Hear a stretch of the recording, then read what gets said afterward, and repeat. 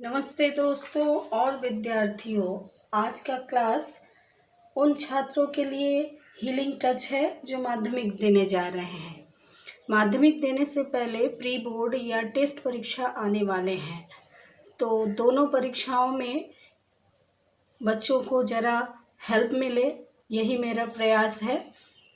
कैसे प्रश्न आते हैं, कैसे उत्तर देना है, उसकी चर्चा करेंगे हम अभी।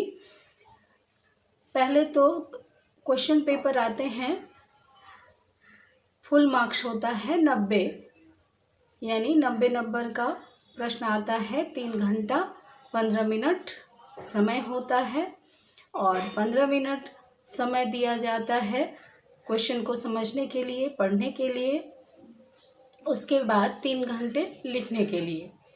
तो ग्रुप ए में जो प्रश्न आता है वह होता है बहुविकल्पिक प्रश्न, यानी मल्टीपल चॉइस।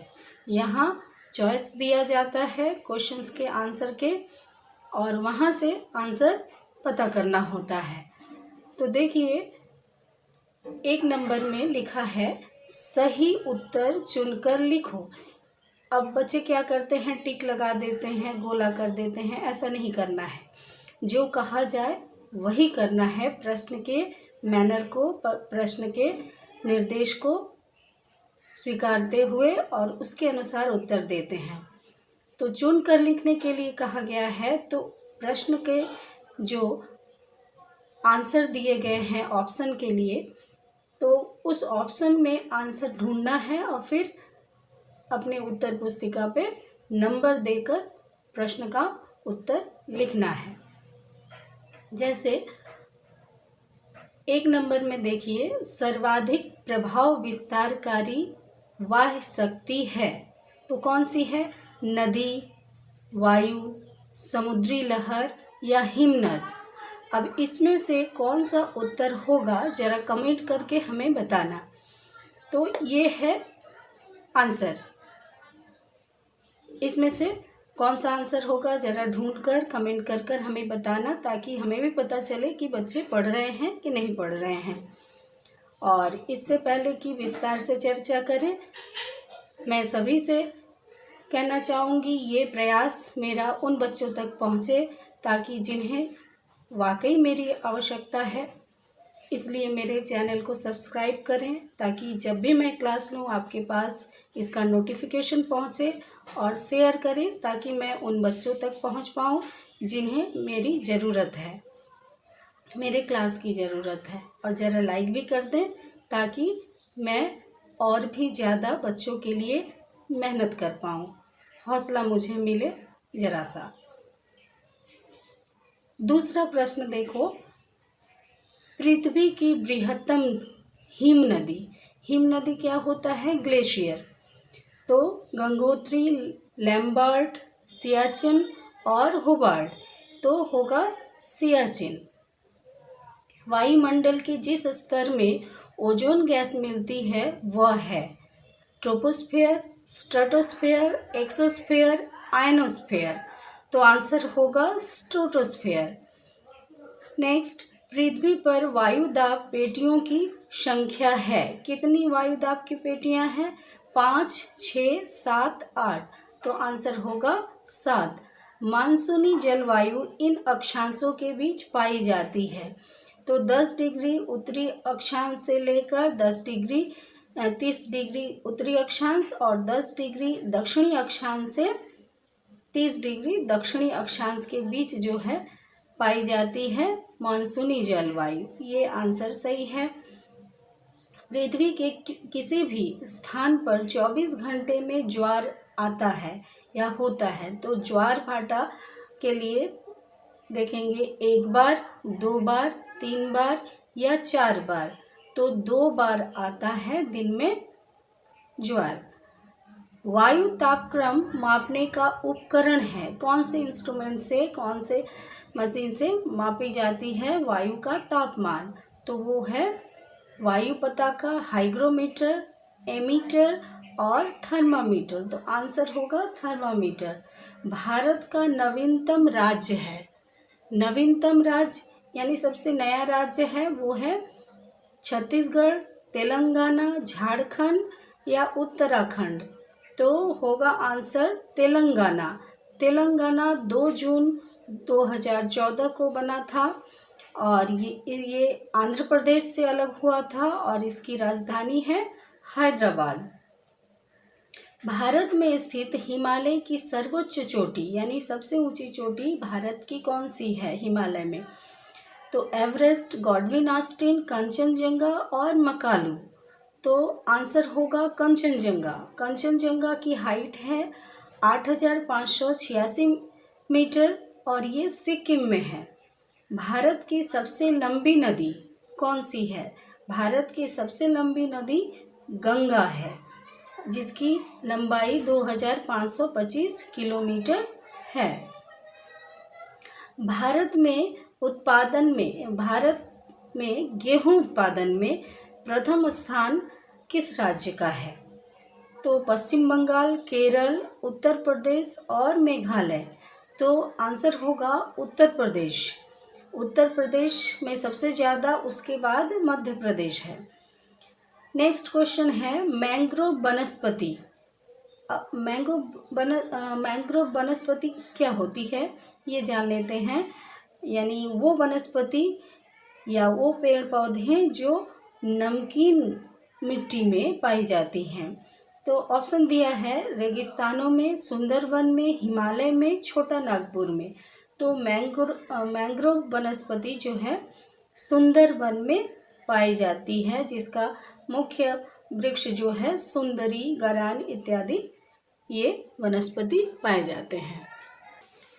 अब नेक्स्ट क्वेश्चन है भारत का सबसे घनी आबादी वाला राज्य। घनी आबादी मतलब सबसे ज़्यादा मनुष्यों की संख्या है। तो उत्तर प्रदेश, केरल, बिहार, पश्चिम बंगाल। तो बिहार है सबसे घनी आबादी वाला राज्य। वहाँ जो है 1,106 व्यक्ति प्रति स्क्वायर किलोमीटर इनकी आबादी है। भारत का अंतरिक्ष अनुसंधान संगठन का प्रधान कार्यालय कहाँ है? दिल्ली में, बेंगलोर में, मुंबई में या हैदराबाद में? तो मैंगलोर में। अब आते हैं ग्रुप बी। ग्रुप बी में जो प्रश्न होते हैं वो इस तरह के होते हैं। देखो, जैसे निम्न कथनों से सही और गलत चुनकर उत्तर पुस्तिका में लिखो। यानी सही गलत कौन सा है वो तुम्हें लिखना है। तो यहाँ देखो, एग्जाम्पल के रूप में दिया है समुद्र की गर्म जलधारा और ठंडी जलधारा के बीच की सीमा रेखा को हिम रेखा कहते हैं। ये गलत है, क्योंकि सीमा रेखा किसको कहते हैं? पर्वतों की ऊंचाई की वह सीमा है जिसके ऊपर पर्वतों के ऊपर बर्फ सालों भर जमी रहती है, और पर्वतों की वो स्थान जिससे नीचे बर्फ नहीं होते हैं, तो वो सीमा जो है हिम रेखा कहलाता है, जहाँ से बर्फ जमता है। भारत में नहरों की सिंचाई सबसे अधिक होती है। तो भारत में नहरों से सिंचाई सबसे अधिक नलकूपों से होती है। तो ये भी गलत है। सभी प्रकार के वर्ज्य पदार्थ हानिकारक होते हैं। ये भी गलत है। सभी प्रकार के वर्ज्य पदार्थ जो है हानिकारक नहीं होते हैं।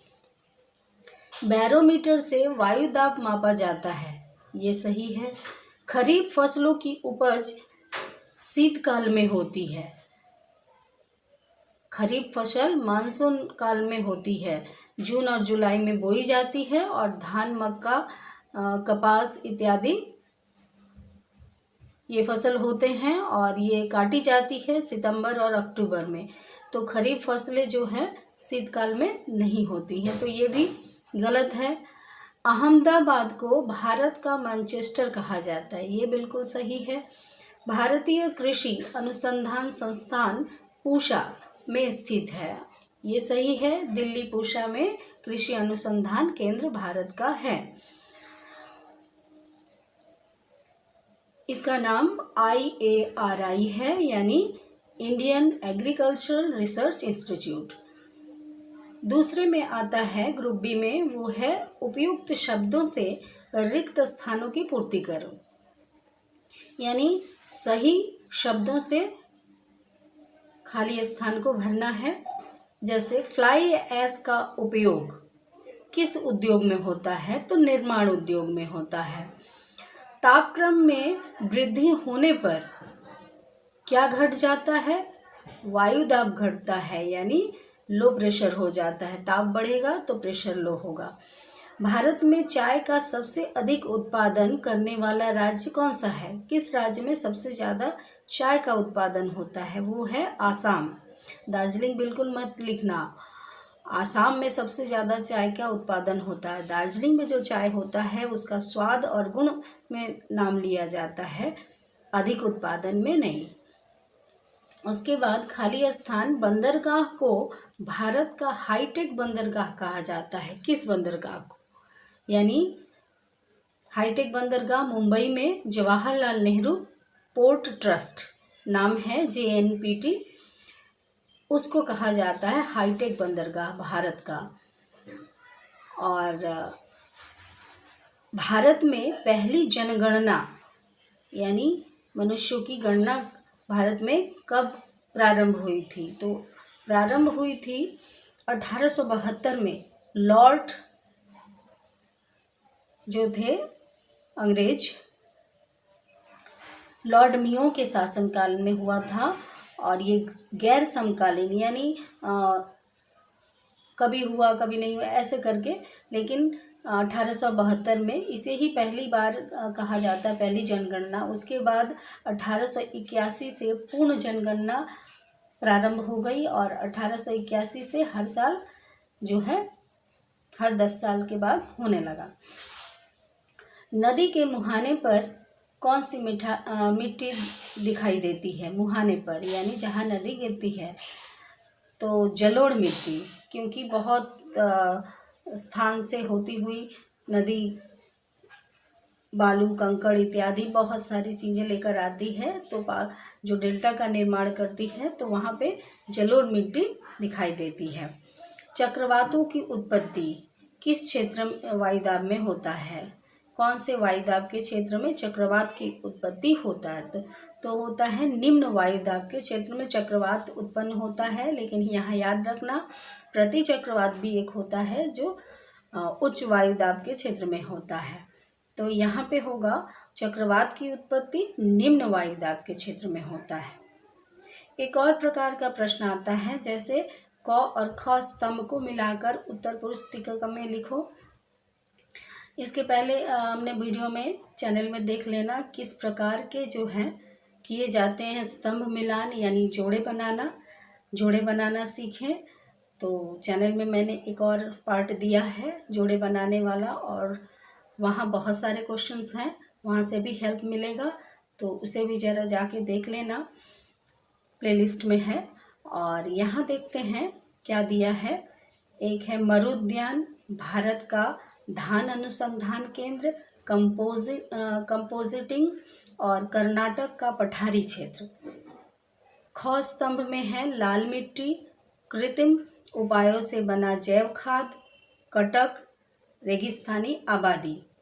तो इनसे मिलान करना है, मिलाना है। तो ख स्तंभ से उत्तर चुन के बिल्कुल उसके सामने लिखना है, अपने उत्तर पुस्तिका में। मैंने यहाँ लिख दिया है, लेकिन अपने आंसर पेपर पे तुम लोग पहले क स्तंभ को लिखना, फिर क स्तंभ के सामने बराबर देके ख स्तंभ से जो आंसर है उसके सामने लिखना।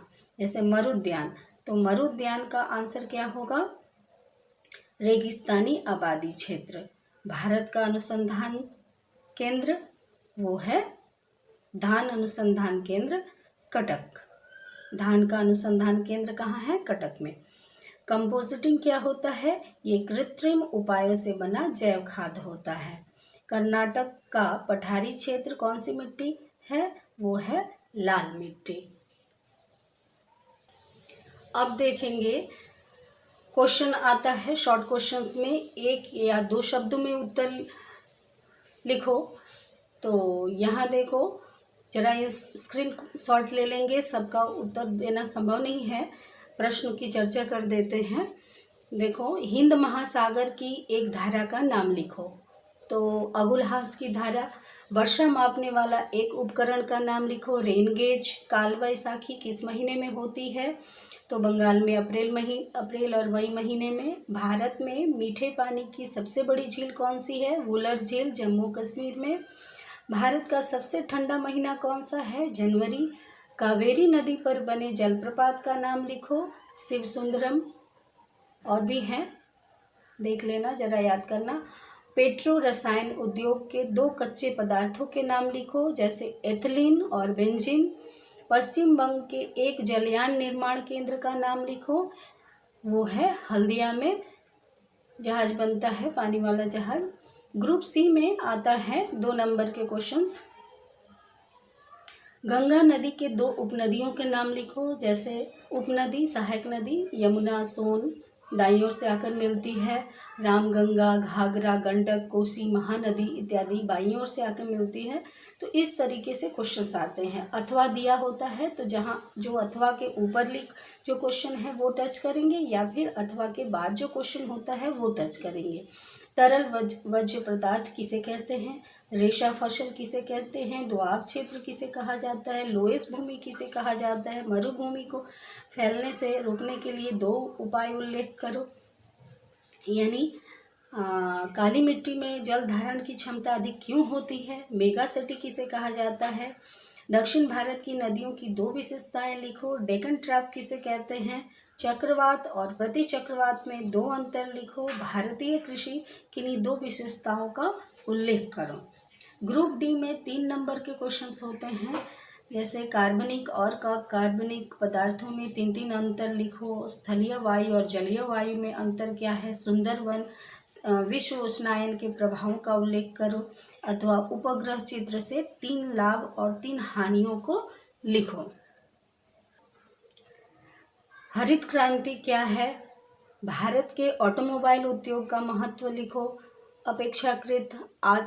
अपेक्षित आर्द्रता की परिभाषा क्या है? उपग्रह चित्र किसे कहते हैं? तो इस तरीके से क्वेश्चंस आते हैं। उसके बाद ग्रुप ई में 5-5 नंबर के क्वेश्चंस होते हैं। तो यहाँ पे देखो, किन्हीं 2 प्रश्नों का उत्तर लिखना है। तो इस तरीके, जरा स्क्रीनशॉट ले लेंगे, वीडियो लंबा हो रहा है इसलिए। ये सारे प्रश्नों का जरा प्रैक्टिस करेंगे, आशा है काफ़ी हेल्प मिलेगा। और ग्रुप एफ में मानचित्र आता है, यानी मैप पॉइंटिंग।